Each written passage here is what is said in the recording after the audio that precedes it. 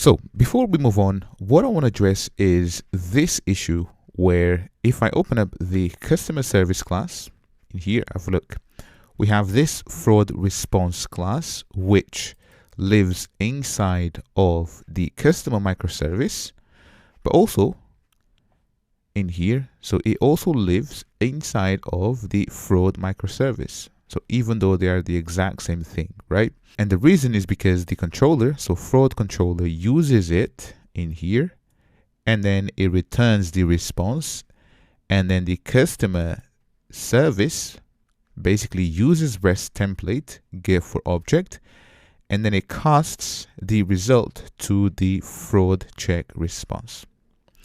Now, also in here, we are using REST template in here. Now, you can imagine where we kind of want to reuse this code throughout, thousands and thousands of microservices. Now, this wouldn't be scalable because we kind of have to copy this class around. We also need to know the URL, so on and so forth. So instead, what we're going to do is to refactor things a little bit and use Open Feign. Now, this project provides Open Feign right here.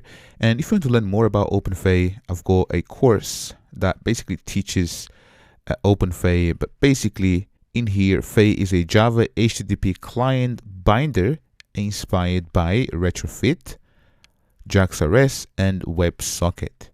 So it aims to reduce complexity when using REST clients. So have a look. We have a bunch of these clients, and Feign makes it super easy to provide you all the clients, all the contracts, all the encoders, decoders, metrics, so on and so forth. So in here, let's go ahead and basically change our backend to use Open Feign.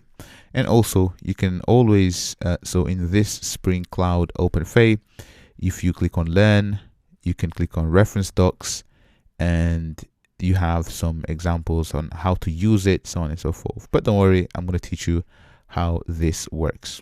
Next, let's go ahead and refactor our code a little bit and introduce Open Feign, which will be a much better implementation.